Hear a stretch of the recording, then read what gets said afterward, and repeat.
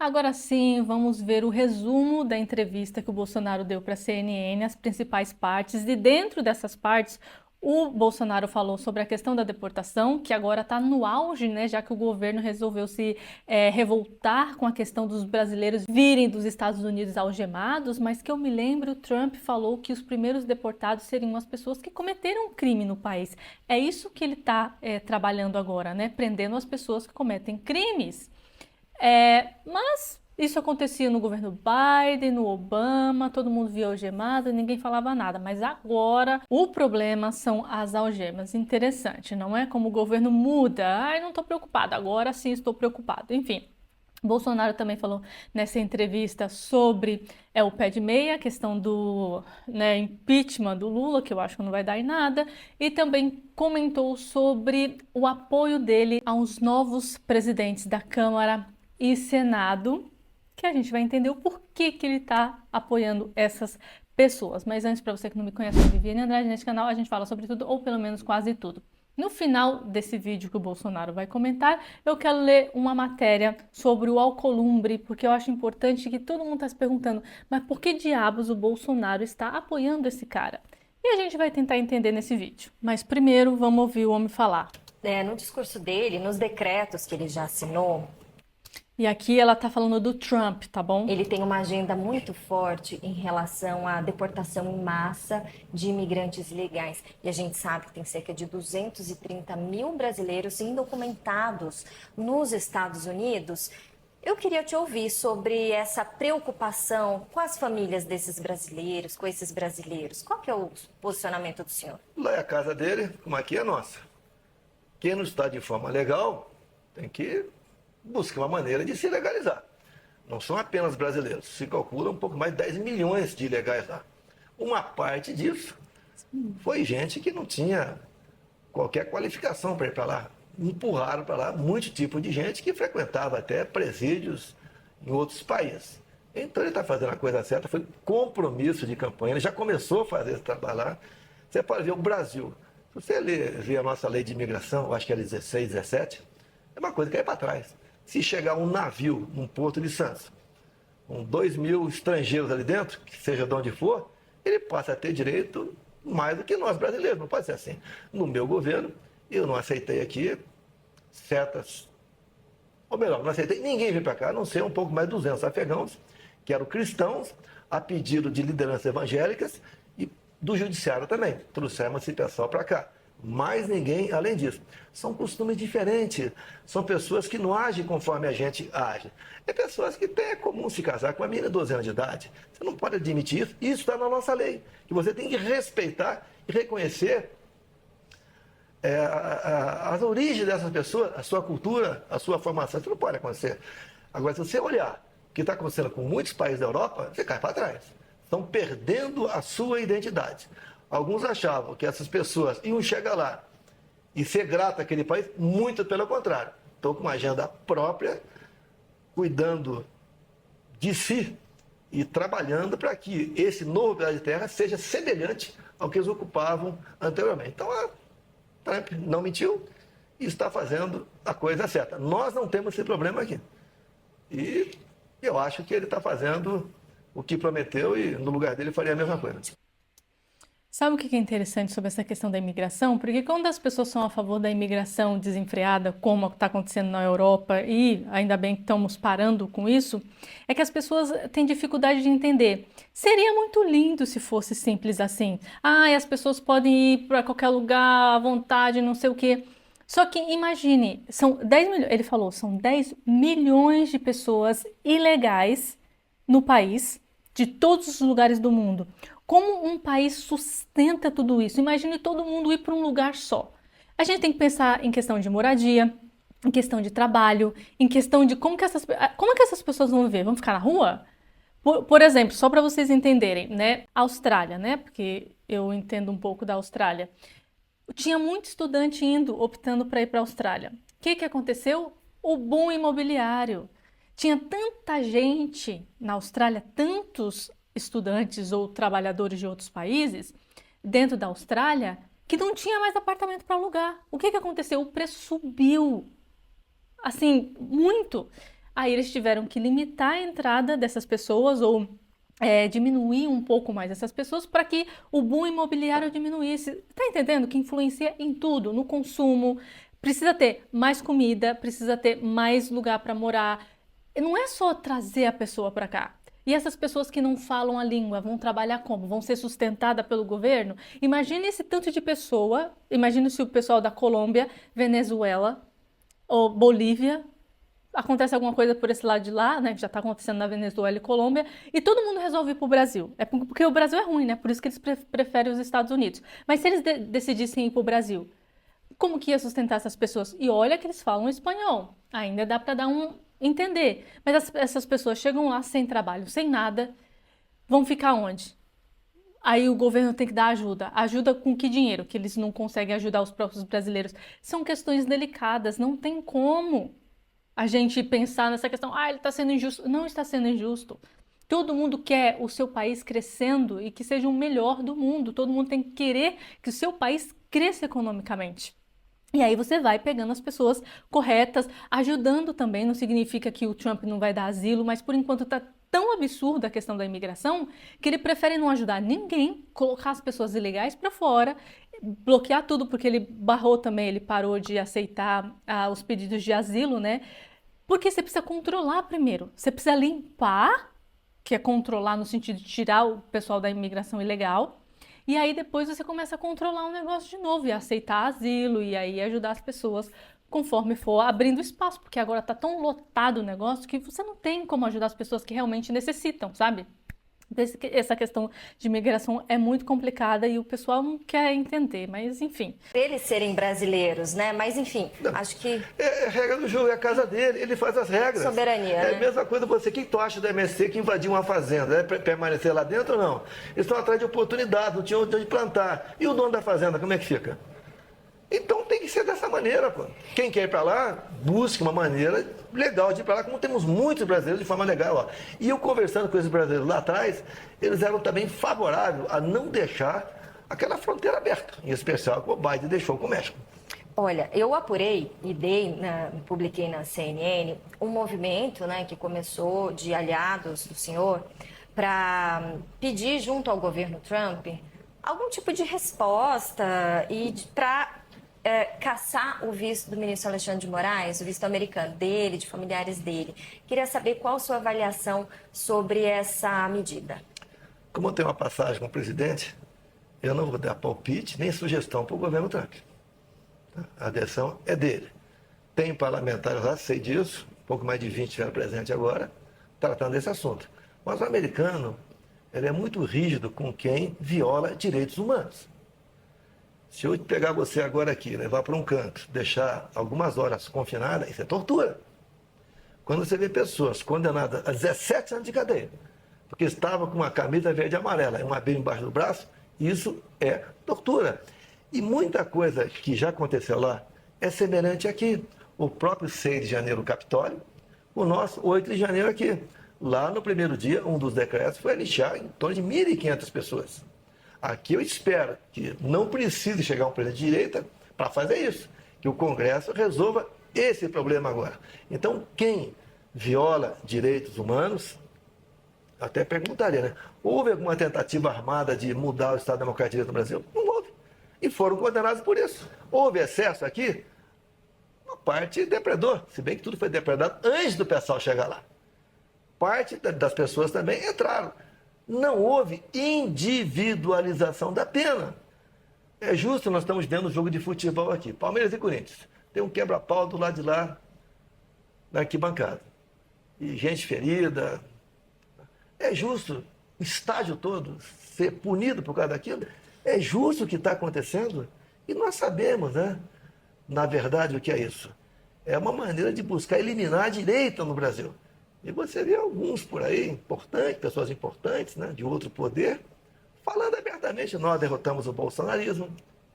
O bolsonarismo é o pior que tem no mundo. Tá? E você só vê medidas restritivas, desde antes das eleições, só em cima da direita. Quando você pega um grupo de empresários, 8, onde um dá um emoji positivo e entra no inquérito, um outro sofre duras sanções, tira uma página de 10 milhões de seguidores do ar para praticar minha campanha. Qual é o momento certo para pensar em lançar um candidato da direita ungido pelo senhor? Só os 48 do segundo tempo. Eu vejo de vez em quando, vejo matéria na imprensa, né? Podia estar articulando, eu estou impedindo. Olha, eu não estou impedindo ninguém. Quem quiser lançar candidato, fique à vontade. Eu digo uma coisa, se o João quer vir candidato, tá? Imagine ele se tornar inelegível assim como eu fui. Injustiça. Eu não tenho crime. Eu peguei o Brasil, o Temer deu uma arrumadinha no Brasil e nós resolvemos a economia mesmo com a pandemia, mesmo com a guerra. Fizemos coisa demais. Até o Bolsa Família, que era de 190, passamos para 600. Levamos água para o Nordeste. Você, em 2010, levava 100 dias para abrir uma empresa. Comigo, menos de 24 horas.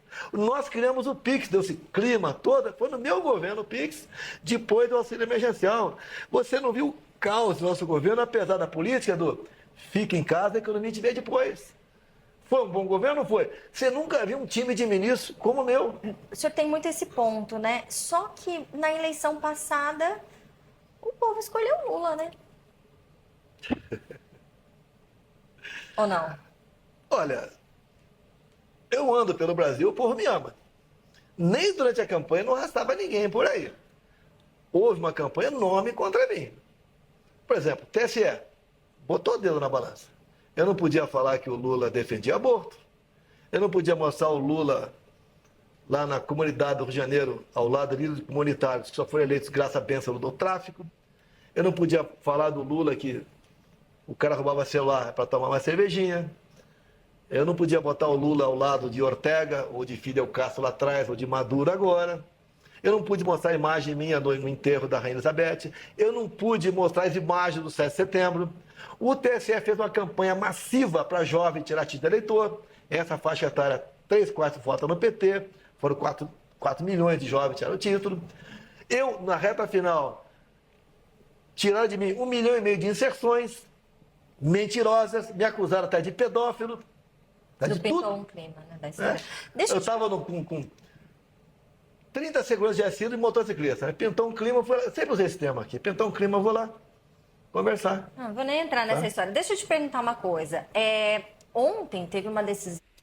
Para você ver que história absurda, né? A repórter que poderia, né? Já que a CNN poderia atiçar o Bolsonaro a falar alguma coisa sobre isso, né? E ela ficou indignada, né? Ainda bem, porque foi absurdo. Não, o que a esquerda faz é assim. Do TCU em relação ao pé de meia, né? Como se fosse entendendo como se fosse uma pedalada. Já tem gente falando em impeachment do presidente Lula. Qual a sua avaliação sobre isso? Olha, quero me inteirar um pouco mais, mas pelo que tudo indica, sim. Eu já vi que alguns partidos, alguns parlamentares já estão protocolando pedindo impeachment. Eu não quero tomar frente no primeiro momento. Você não tem que deixar o Lula sangrar para resolver em 26. Você tem que, se cometer um crime, tem que ser agora. O povo não pode sofrer mais 2 anos para, quem sabe, a direita chegar. Aí eu não quero chegar, ou alguém ligado a mim chegar à presidência, em cima do sofrimento do povo. Não posso admitir isso aí. Voltando à inelegibilidade. Por que a Dilma foi cassada e continua elegível? Por que o Lula foi tirado da cadeia, anulado, tudo lá, não sei o que lá, elegível? Por que eu fui inelegível? Qual foi meu crime? Tá? Neste momento, gente, tem um corte, né? Mas ela deu risada, ela não conseguiu responder, se vocês olharem o bruto da matéria. E ela pulou para outra pergunta, porque ninguém sabe, Bolsonaro. Quer dizer, todo mundo sabe, né, o porquê, mas... Vamos falar um pouquinho sobre presidência da Câmara e do Senado, porque já, no dia 1º de fevereiro, haverá haverá eleição, né, para as presidências das duas casas, e a gente sabe o quanto é importante, né, para a política, para tudo, a presidência das duas casas. Parece que o cenário está resolvido. Sei que o senhor já explicou isso muitas vezes, mas qual é a expectativa do senhor, né, enquanto uma grande liderança da direita, em relação, vamos começar por Hugo Mota, a possível eleição de Hugo Mota à presidência da Câmara? O que o senhor espera dele? Já conversou Deixa eu com falar ele, uma né? verdade, primeiro sobre Arthur Lira. Ele foi um grande aliado meu. Momento difícil no Brasil. Se não fosse o apoio do Arthur Lira, nós não teríamos, por exemplo, zerado os impostos federais dos combustíveis. Não teríamos botado um teto no ICMS dos combustíveis, entre outras coisas. Então, o Lira foi um grande aliado nosso nessa política. Nós reduzimos brutalmente a carga tributária e passamos a arrecadar mais. O Lira, obviamente, quer fazer seu sucessor. Conversei com ele. E ele é um grande articulador, ninguém pode negar isso aí. Conversei com o Tineu Cortez, com o Rogério Marinho, com mais outros parlamentares, e a ideia foi seguir com o candidato Hugo Mota do Lira. Está tudo resolvido até o momento. O senhor conversou com o Hugo já? Já conversei com ele também. O que nós queremos dele? Alguns falam, querem isso, aquilo.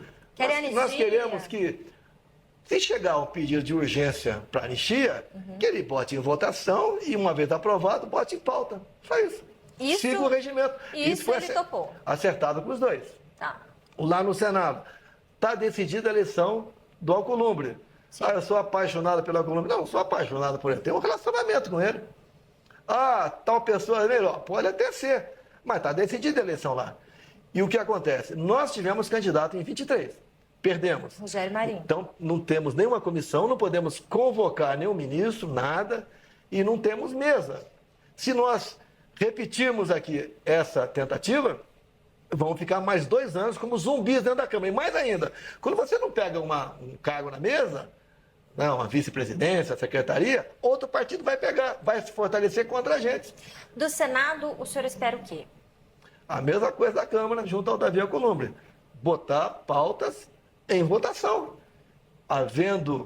Cumprindo as exigências regimentais, não nos deixe de lado. É isso que nós queremos. Certo. Esta, eu acho que foi uma das informações mais importantes que o Bolsonaro poderia falar nessa entrevista, porque tem um monte de gente sem entender o porquê que ele é a favor desse cara para o Senado. Inclusive, eu quero trazer para vocês uma matéria aqui para a gente falar um pouco do Alcolumbre, para entender quem é esse cara.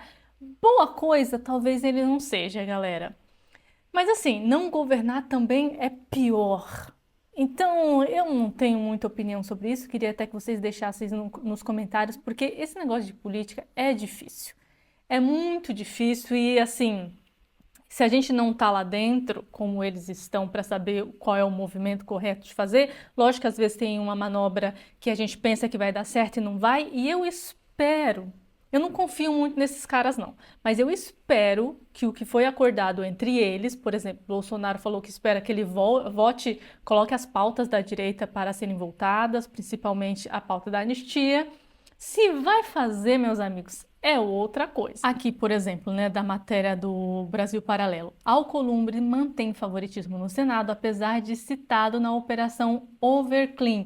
Ele não está sendo investigado, mas ele foi citado por causa de uma secretária, se eu não estou enganada. Conversas interceptadas pela Polícia Federal e que constam no inquérito indicam que José Marcos de Moura orientou contatos com Ana Paula para viabilizar a liberação de recursos públicos para prefeituras baianas em contratos específicos. A Operação Overclean também teve como um dos principais alvos o estado do Amapá, reduto eleitoral de Alcolumbre, o que não significa nada, né?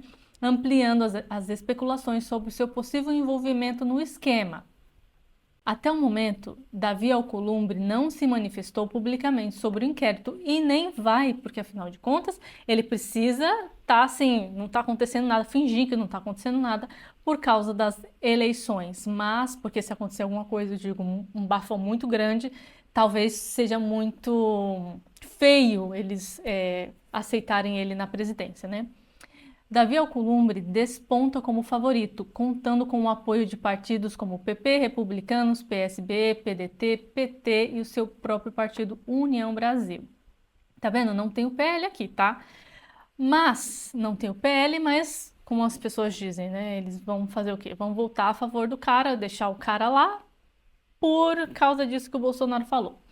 E aqui, PT apoia Alcolumbre. Toda vez que o PT apoia alguém, eu fico um pouco preocupada. E aqui embaixo eu vou ler o que o deputado Mário Farias, do PL, disse sobre isso, né?